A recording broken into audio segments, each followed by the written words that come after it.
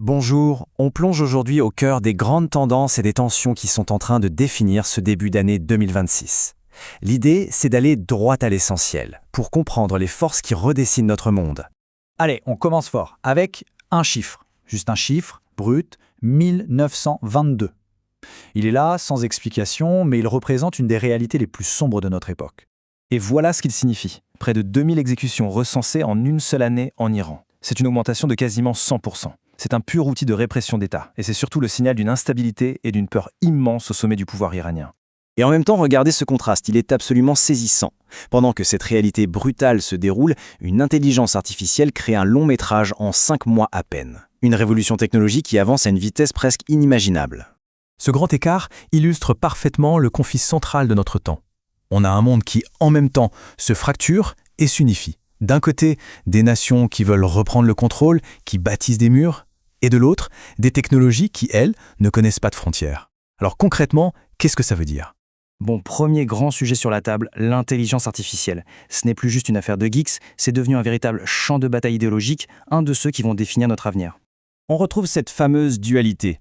D'un côté, une explosion créative. En Corée du Sud, par exemple, des studios produisent des films 20 fois plus vite. C'est dingue.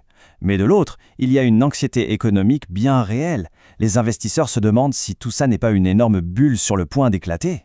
Et au-delà de l'argent, il y a le coût humain. Cette phrase du mathématicien Cédric Villani est vraiment cruciale. Il met le doigt sur une peur profonde. Est-ce que ces outils incroyables ne vont pas, à terme, atrophier notre propre capacité à réfléchir, à créer, à être motivé ? Et voici une conséquence très concrète de l'IA. Pour la première fois en 2026, l'argent dépensé en pub sur les sites de e-commerce comme Amazon va dépasser le budget de la pub à la télé. C'est un tournant historique. Et ça s'explique simplement. L'IA permet de cibler les gens avec une précision redoutable, au moment exact où ils s'apprêtent à acheter.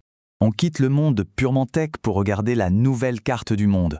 On va parler de contrôle, d'identité et de la manière dont le pouvoir est en train d'être totalement redéfini. La souveraineté, aujourd'hui, elle n'est plus seulement territoriale, elle est devenue technologique. Chaque grande puissance, que ce soit la Chine ou l'Europe, cherche à maîtriser ses propres outils numériques pour ne plus dépendre des autres. Le résultat, un monde digital de plus en plus fragmenté. Et c'est ça qui est fascinant. Face à ce contrôle qui vient d'en haut, une contre-tendance émerge, la contre-cartographie. Des citoyens, des activistes qui se réapproprient les cartes pour raconter une autre histoire, pour rendre visible ce que les pouvoirs en place voudraient cacher. C'est une forme de résistance très moderne et très puissante. Et ce thème de l'instabilité, il nous ramène tout droit en Iran. La situation là-bas est explosive. Le guide suprême a 86 ans, sa santé est déclinante, la contestation gronde. Le scénario d'une prise de pouvoir en force par les gardiens de la révolution, l'armée idéologique du régime, est de plus en plus plausible. Bon, toutes ces tensions mondiales, elles ne restent pas abstraites. Elles ont des répercussions très concrètes sur notre quotidien. Et elles mettent nos services publics à rude épreuve. Prenons la sécurité. Ce graphique, il est parlant. La délinquance dans les transports est massivement concentrée en région parisienne. Mais le plus inquiétant, c'est que même avec plus de policiers sur le terrain, les violences physiques ont encore augmenté de 2% l'an dernier. Parlons maintenant du déficit public français qui a atteint le niveau alarmant de 5,4%. Le discours habituel, c'est de dire que c'est à cause des dépenses sociales. Sauf que si on écoute des économistes comme Patrick Artus, le vrai problème est ailleurs. Un taux d'emploi trop faible et une productivité qui chute. La clé, ce serait donc de créer plus de richesses, pas seulement de couper dans les dépenses. La fragilité de notre système de santé, c'est un autre point de rupture. On parle de crise de l'aval. Ça veut dire que les urgences sont pleines, non pas parce qu'il y a trop de gens qui arrivent, mais parce qu'on ne peut pas transférer les patients dans les autres services, faute de lits. C'est tout le système qui est grippé. Quatrième point, l'économie. On est vraiment à un moment charnière. Les anciennes certitudes s'effondrent et de nouvelles opportunités apparaissent, mais elles sont souvent plus risquées. Pour l'épargne, c'est très clair. Le bon vieux livret A, le placement refuge, il ne rapporte presque plus rien. Du coup, les épargnants sont obligés de se tourner vers des placements plus rentables, comme l'assurance vie ou l'immobilier via les SCPI, mais qui comportent évidemment une part de risque plus importante.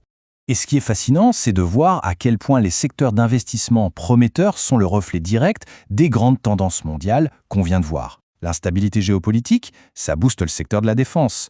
L'économie qui tient bon, ça soutient la finance. Et bien sûr, la technologie, tirée par l'IA, qui reste un moteur de croissance énorme. On arrive au dernier thème. C'est le plus abstrait, mais c'est peut-être le plus important. La bataille pour le sens. La bataille des idées qui façonnent notre vision du monde. Nos sources rapportent par exemple comment, aux États-Unis, l'interventionnisme politique tente de remodeler les récits historiques et culturels.